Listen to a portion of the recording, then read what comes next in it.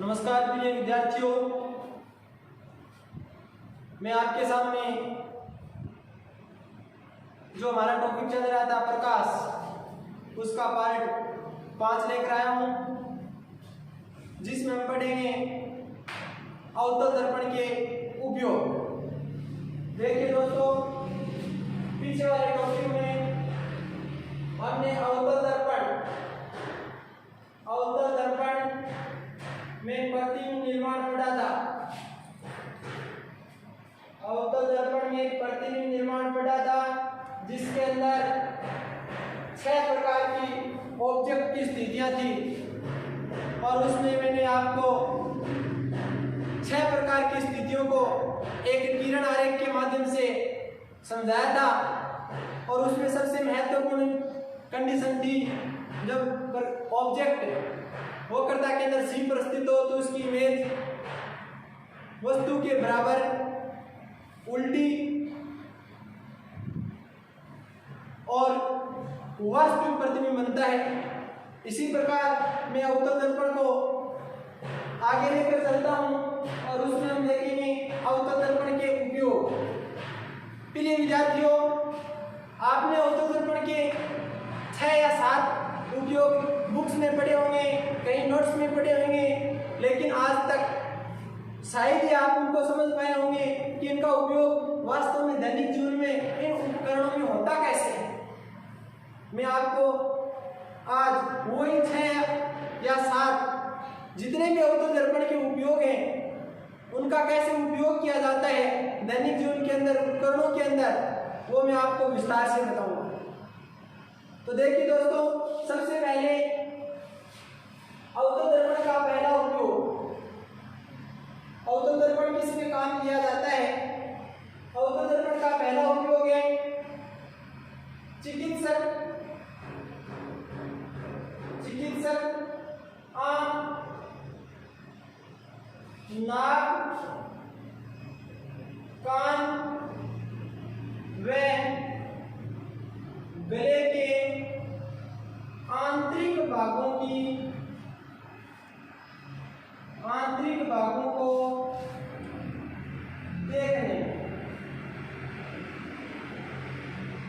अब आपने पढ़ दिया कि जो अवतल दर्पण है उनका उपयोग जो चिकित्सक होता है वो आंख, कान, नाक, दांत, उनका जो आंतरिक भाग होता है उनको देखने के लिए करता है।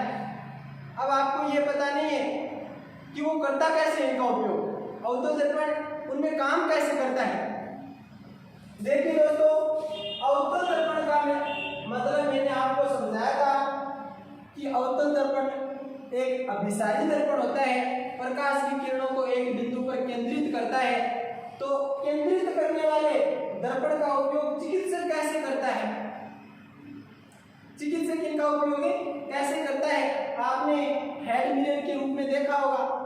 चिकित्सक अपने सिर पर एक शीशा लगाता है और फिर वो काम कैसे करता है उस शीशे के माध्यम से मैं आपको एक किरण आरेख से समझा रहा हूं। जैसे ये कोई प्रकाशिक स्रोत है, ट्यूबलाइट है, बल्ब है, जो भी कमरे के अंदर लगा हुआ है, और यहाँ पे चिकित्सक बैठा है, ये चिकित्सक का हेड है।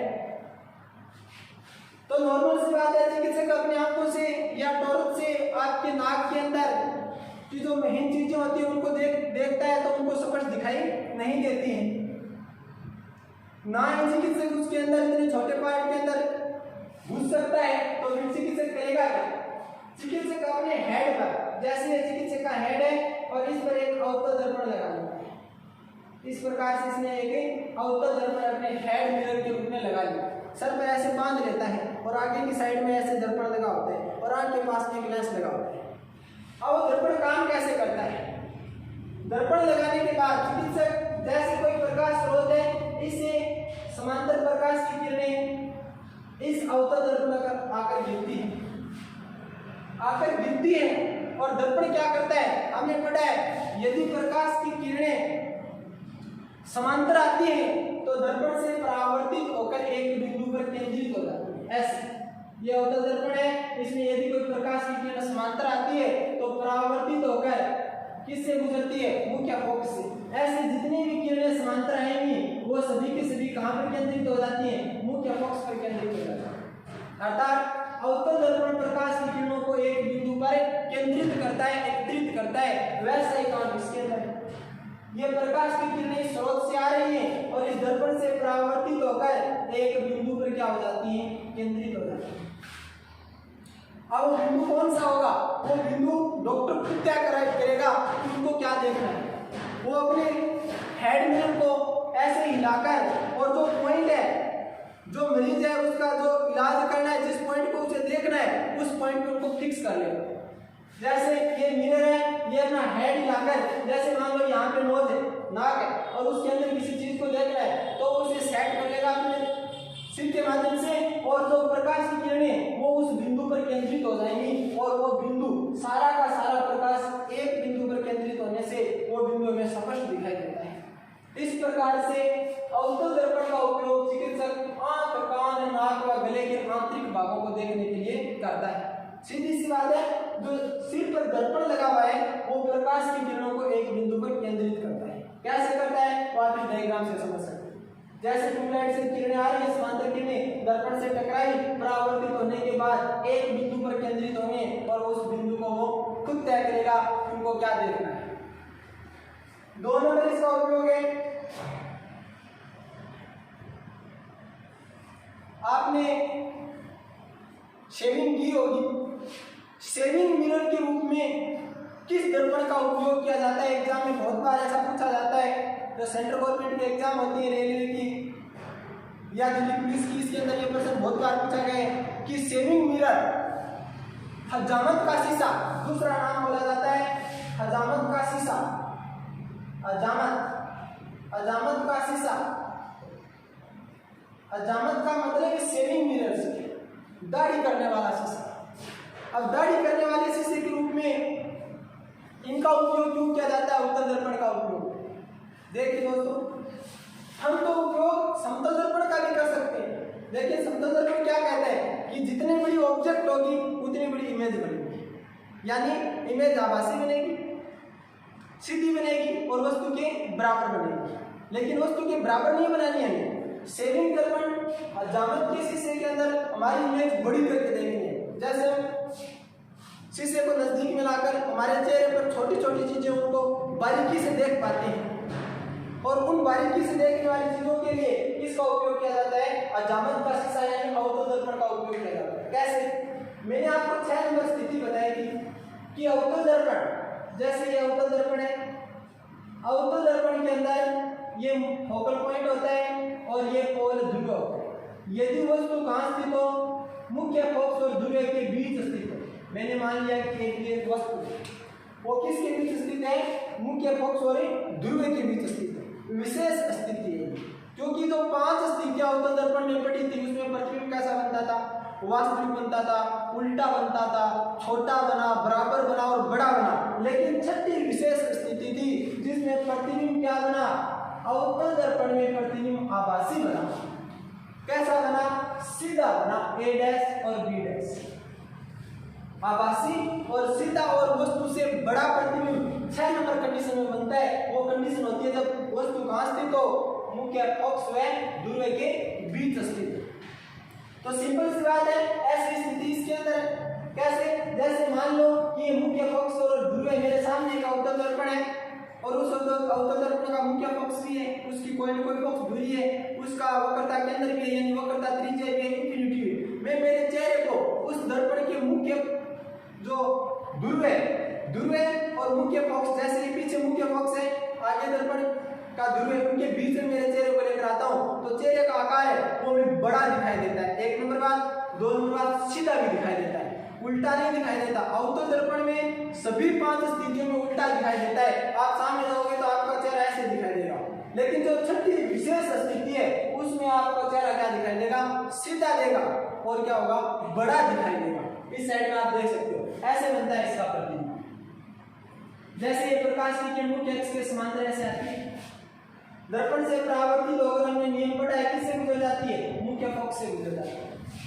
दूसरी प्रकाश की किरण ध्रुव प्राप्तित होती है, जितने डिग्री कोण प्राप्तित होती है उतने डिग्री कोण पर परावर्तित हो जाती है। इस प्रकार से ये परावर्तित हो जाती है। ये परावर्तित किरण है, ये परावर्तित किरण है, ये परावर्तित किरण है। और इमेज कहाँ बनती है? जहां दो परावर्तित किरणें एक दूसरे को प्रतिच्छेद करती है। लेकिन ये किरणें तो कभी भविष्य में नहीं मिल पाएंगी, क्योंकि दोनों आगे से ऐसे हो रही है। तो फिर क्या करें? इनको पीछे बढ़ाया जाए, दोनों किरणों को क्या किया जाए? पीछे बढ़ाया जाए। पीछे बढ़ाने पर ये मिलती हुई प्रतीत होती है, वास्तव में नहीं मिलती है, मिलती हुई प्रतीत होती है। इसलिए जो प्रतिबिंब बनता है A डैश B डैश, ये आभासी होता है। जहां वास्तव में मिलती है वहां वास्तविक प्रतिबिंब बनता है, और जहां पे परावर्तित किरणें मिलती हुई प्रतीत होती है वहां पे आभासी प्रतिबिंब बनता है, जो क्या है? सीधा है, वस्तु से बड़ा है, और किसके पीछे बनता है? दर्पण के पीछे की ओर बनता है। ये स्थिति अजामत के शीशे में उपयोग में ली जाती है। यानी दाढ़ी बनाने वाला शेविंग मिरर, अजामत का शीशा, इसके अंदर मेकअप मिरर भी बोल सकते हैं, क्योंकि चेहरे की जो छोटे छोटे मुहासे होते हैं उनको देखने के लिए हम जैसे दर्पण को पास में लेकर आएंगे, हमारा जो चेहरा है वो बड़ा दिखाई देगा। चेहरे को बड़ा करके देखने के लिए जिस दर्पण का उपयोग किया जाता है वो अवतल दर्पण कहलाता है, और इसका दूसरा नाम क्या होता है? अजामत का शीशा होता है। और चेहरे को कैसे बड़ा किया जा सकता है? वो कंडीशन नंबर 6 है कि अपना चेहरा है वो मुख्य फोकस और पोल के बीच में रखिए। अगर आपने यहाँ पे रख दिया तो नहीं बनेगा, अनंत पर चले जाओगे। इस साइड में रख दिया तो उल्टा बनेगा। सिर्फ और सिर्फ एक छठी स्थिति, वस्तु कहाँ हो? F और P के बीच हो, तो आपका चेहरा बड़ा दिखाई देगा, सीधा दिखाई देगा। 3 नंबर उपयोग, अवतल दर्पण का उपयोग नंबर 3।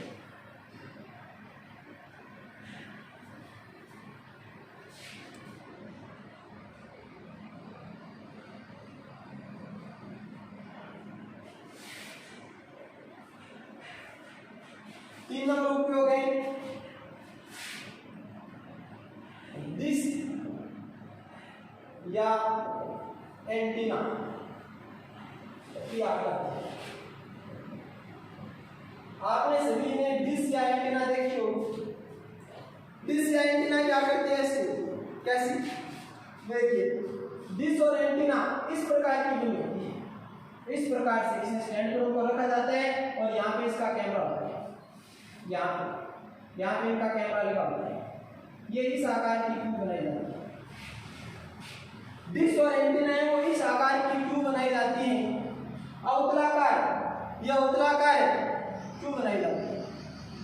अवतलाकार इसलिए बनाई जाती है क्योंकि हमने पढ़ा है कि अवतल दर्पण प्रकाश की किरणों को एक बिंदु पर केंद्रित करता है। लेकिन यहाँ पे जो एंटीना लगाई हुई है वहां पे कोई प्रकाश की किरणों की बात नहीं कर रहा हूँ। कोई प्रकाश की किरणें नहीं आती हैं जिससे हमें चित्र दिखाई देते हैं। चित्र प्रकाश की किरणों से नहीं दिखाई देती हैं। वो कौन सी किरणें होती हैं? तो जैसे मान लो यहाँ से EMW, इलेक्ट्रोमैग्नेटिक वेव, विद्युत चुंबकीय तरंगें। कौन सी तरंगें? विद्युत चुंबकीय तरंगें, या हम उसे रेडियो तरंगें भी बोल सकते हैं।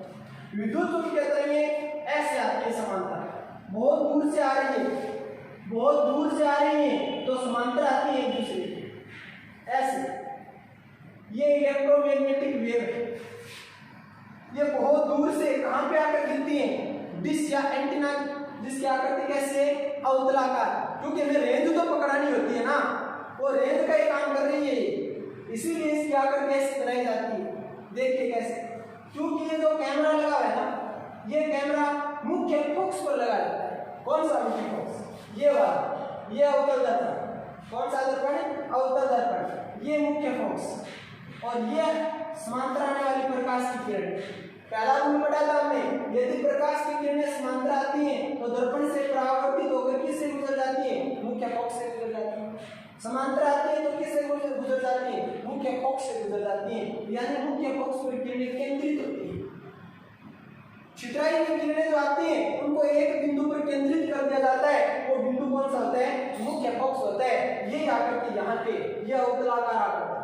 किरणें समांतर आ रही हैं, जैसे ही परावर्तित होती हैं तो हमें पता है ये जो कैमरा है ये मुख्य फोकस पर लगा रहता है। यहाँ पे कभी नहीं लगा होता डिश के अंदर कैमरा, एक निश्चित दूरी के बाद में लगा रहता है कैमरा। तो यहाँ से जो किरणें आई टकराने के बाद परावर्तित होती है ऐसे ऐसे, और ये किरणें एक बिंदु पर केंद्रित हो जाती है। वो कौन सा बिंदु? वो कैमरा है जो डिस्क के अंदर लगा हुआ है। वो कैमरा डिस्क के अंदर कौन से पॉइंट पे लगा हुआ है? मुख्य फोकस एफ पर लगा हुआ है, जिस पर EMW किरणें जितनी भी समांतर आती हैं परावर्तित होकर एक बिंदु एफ पर केंद्रित हो जाती है, जिस पर कैमरा लगा रहता है। कहने का मतलब जितने भी किरणें आई उनको एक बिंदु पर केंद्रित कर लिया, रेंज पकड़ गई, रेंज पकड़ गई, यानी टेलीविजन के अंदर रेंज आ गई।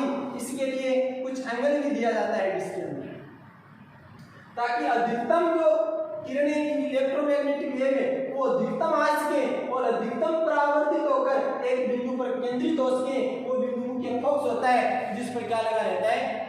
कैमरा लगा रहता है। यानी मैं ऐसे बोल सकता हूँ डिश या एंटीना की आकृति भी कैसे बनाई जाती है? अवतलाकार। अब आप समझ गए होंगे क्यों बनाई जाती है। दो सत्य होती है, समांतर आएंगे तो मुख्य फोकस से जाएंगे, और यदि मुख्य फोकस से आते हैं तो क्या हो जाएंगे? समांतर हो जाएंगे। हमने पढ़ लिया कि डिश या एंटीना कैसे काम करती है, आपने पढ़ा ही था, लेकिन आज समझ में लिया कि डिश और एंटीना की आकृति ऐसी क्यों बनाई जाती है और कैमरा पास में लगाकर दूर क्यों लगाया जाता है। इसके पीछे ये सबसे बड़ा कारण होता है। और किरणें कभी प्रकाश किरणों की बात नहीं कर रहा हूँ, रेडियो तकनीक या इलेक्ट्रोमैग्नेटिक वेव की बात कर रहा हूँ।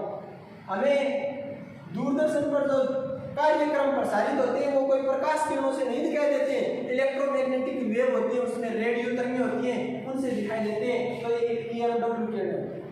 अब मैं इनके विपरीत बात कर रहा हूँ। ये मैंने पढ़ा कि डिश और एंटीना क्या करती, इसमें आपने देखा कि किरणें समांतर आ रही हैं और कहाँ पे एकत्रित हो रही हैं? मुख्य फोकस पर। अब मैं कोई आपको ऐसा उपयोग बता दूं जिसमें किरणें मुख्य फोकस से आ रही हैं और क्या हो रही है? समांतर हो रही है।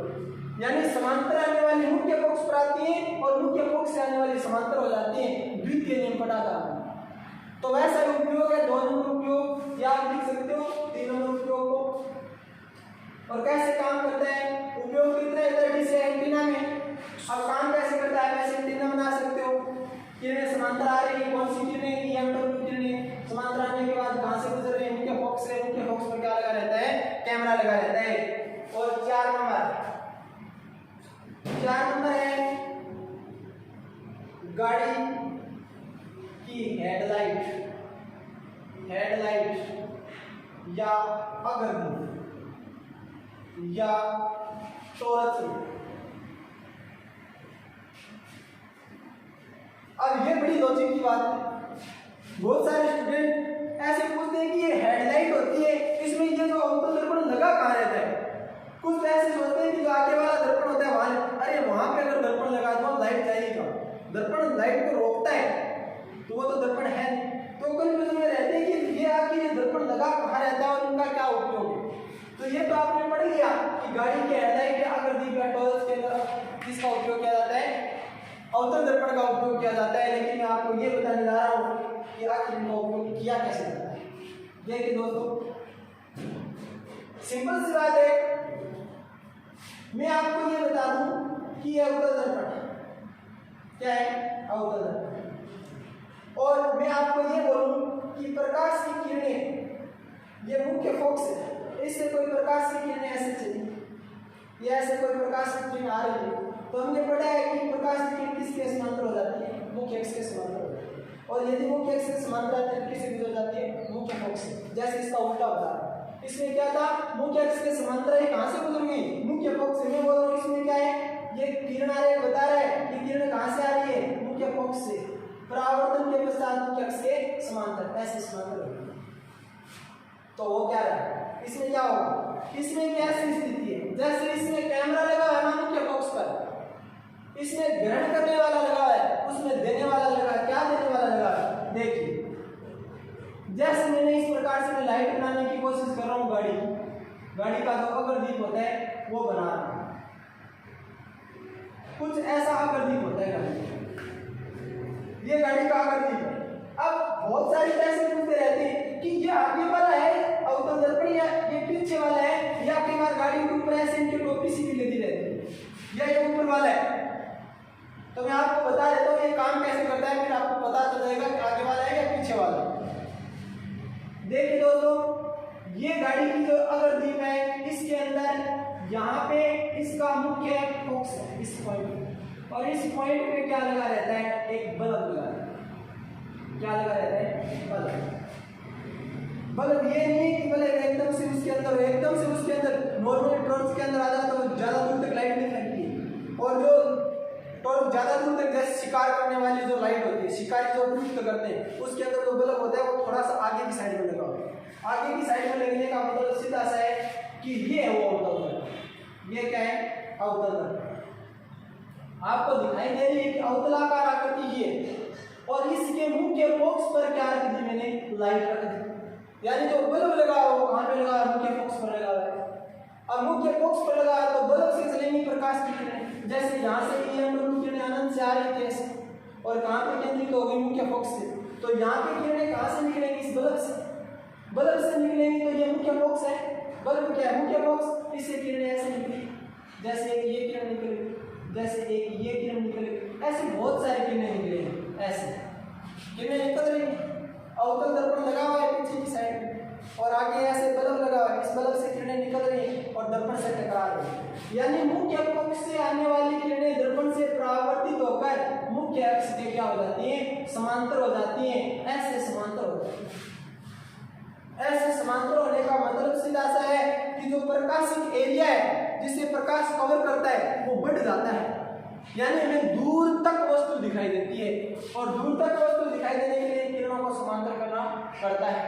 क्योंकि यदि समांतर नहीं होती, ऐसी स्थिति होती है एक बिंदु पर केंद्रित हो जाए तो एक बिंदु पर हमें दिखाई देता, आगे कुछ नहीं दिखाई देता। हमें लंबी दूरी तक देखना है गाड़ी में बैठे हुए, तो लंबी दूरी तक देखने के लिए जो अग्रदीप होता है वो अवतलाकार आकृति का होता है। और काम कैसे करता है? वो ऐसे काम करता है कि जो ये अवतलाकार आकृति है इसके मुख्य फोकस पर बल्ब लगा रहता है, और इस बल्ब से आने वाली किरणें परावर्तित होकर मुख्य अक्ष के समांतर हो जाती हैं और अधिकतम दूरी तय करती हैं। ये हो गया हमारा उपयोग नंबर 4। और अब 5 नंबर उपयोग की बात करते हैं। 5 नंबर उपयोग में है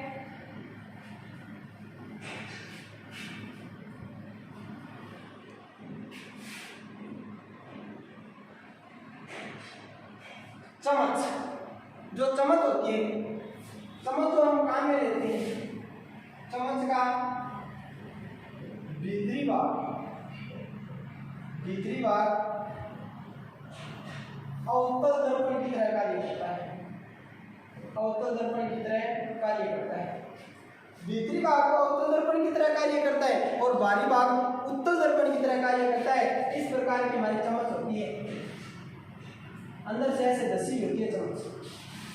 धसी हुई है तो जो पार्ट धसा हुआ है और ये बाहर वाला पार्ट उभरा हुआ है, तो ये पार्ट किसकी भांति काम करेगा? अवतल दर्पण की भांति। और इसके अंदर भी आप अपना चेहरा देखोगे तो आपको चेहरा उल्टा दिखाई देता है। यानी अवतल दर्पण की तरह कौन काम करता है? चम्मच का भीतरी भाग भी अवतल दर्पण की तरह काम करता है।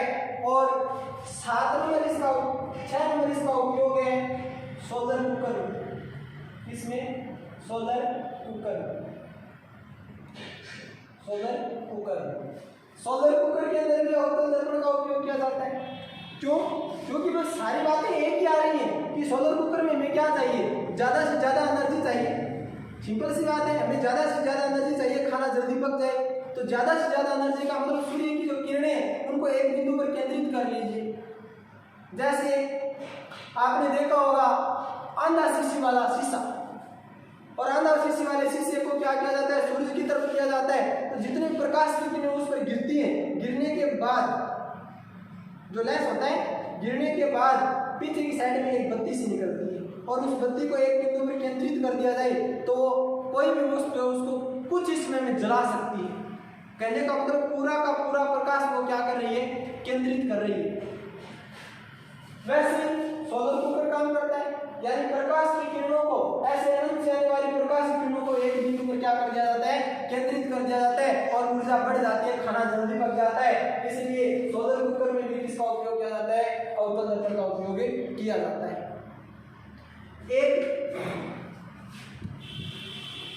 एक जैसे दांत चेक करने वाला डॉक्टर आता है, दांत चेक करता है तो हमें दांत के अंदर की कोई कैविटी देखनी है। तो ये तो है नहीं कि हमारा मुंह इतना बड़ा हो कि डॉक्टर उसके अंदर बैठ जाए, देखने पे बाहर निकल जाए। ऐसा तो पॉसिबल है नहीं। तो फिर क्या करे वो कि ताकि उसको किसी जबाड़े के अंदर भी ना घुसना पड़े और अंदर की जो चीजें वो स्पष्ट भी दिखाई दे, उनके लिए वो क्या करेगा, अवतल दर्पण का उपयोग करेगा। एक मिरर रखता है हाथ में, ऐसे मिरर रखता है जैसे चम्मच की तरह होता है वो, और उसके मुंह के अंदर ऐसे डालता है। डालने के लिए वो एक ऐसी स्थिति बनाता है, कैसी स्थिति कि जो दांत है वो मुख्य पक्ष व ध्रुव के बीच रहे, मुख्य पक्ष व ध्रुव के बीच रहे। क्योंकि अवतल दर्पण में वैसे तो प्रतिबिंब क्या बनते हैं, 5 स्थितियों में प्रतिबिंब उल्टे बनते हैं। कैसे बनते हैं, उल्टे बनते हैं। अब उल्टे बने तो पता ही नहीं चलेगा उनको, वो दांत देख रहा है, जो चीज देखना चाहता है वो उनको सीधी दिखाई देगी। वास्तव में जो चीज जैसे देखना चाहता है तभी तो इलाज कर पाएगा, अगर उल्टी दिखी तो इलाज नहीं हो पाएगा। तो फिर करे क्या, करे ये कि उसके पास छठी स्थिति है। छठी स्थिति कौन सी है कि वस्तु सीधी दिखाई देगी, वस्तु बड़ी दिखाई देगी। वो स्थिति 6 नंबर, यानी कहां पे रखा जाए, F व P के बीच रखा जाए वस्तु को। F व P के बीच रखने पर वो ऐसे अंदर डालेगा और आसानी से देख पाएगा कि सीधा उनको जो दांत है अंदर का जो पार्ट है देखना है वो सीधा दिखाई देगा और बड़ा भी दिखाई देगा। उस आधार पर वो इलाज को अंजाम देता है। तो ये हमारे पास 6-7 इनके उपयोग थे अवतल दर्पण के। अब मैं अवतल दर्पण के अंदर आपको एक विशेष बात दिखा देता हूँ। वो विशेष बात क्या है, आप नोट डाल के लिख सकते हो। अवतल दर्पण और उत्तल लेंस नहीं पढ़ेंगे, उत्तल दर्पण भी पढ़ेंगे, लेकिन जब बात अवतल दर्पण की आ गई तो मैं यहीं पे दिखा देता हूँ कि अवतल दर्पण, कौन सा दर्पण, अवतल दर्पण व उत्तल लेंस कुछ हद तक दोनों एक जैसे ही होते हैं। अवतल दर्पण और उत्तल लेंस, अवतल दर्पण व उत्तल लेंस में प्रतिबिंब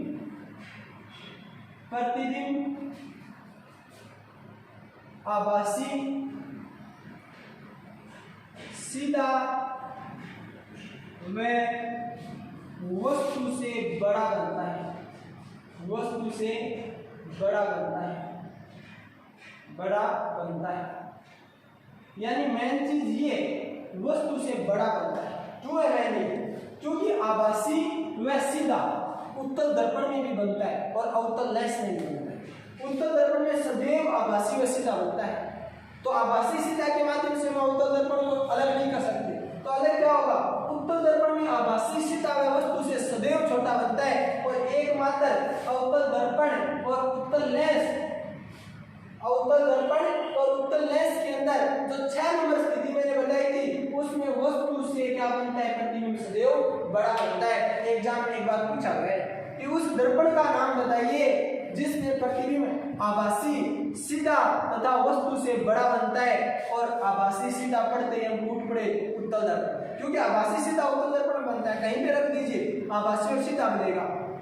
और 2 नंबर का अवतल दर्पण में 5 स्थितियों में क्या बनता है, वो उल्टे बनते हैं और क्या बनते हैं, वास्तविक बनते हैं। तो जल्दी से ये ऑप्शन तो हमारे दिमाग में आएगा, क्योंकि हमने पढ़ा है कि वास्तविक और उल्टे बनते हैं। 5 स्थितियों में ये पढ़ा कि वास्तविक और उल्टे बनते हैं। एकमात्र छठी स्थिति थी जिसमें ये पढ़ा कि अवतल दर्पण और उत्तल लेंस में आभासी सीधा वस्तु से बड़ा बनता है। तो ध्यान रखना है कि वह कौन सा दर्पण होगा, अवतल दर्पण और उत्तल लेंस होगा जिसमें आभासी बनेगा, सीधा बनेगा और वस्तु से क्या बनेगा, बड़ा बनेगा। कल हम पढ़ेंगे उत्तल दर्पण में प्रतिबिंब निर्माण और उत्तल दर्पण के उपयोग और दर्पण के सूत्र, जो दर्पण का सूत्र है उसके बारे में पढ़ेंगे। धन्यवाद।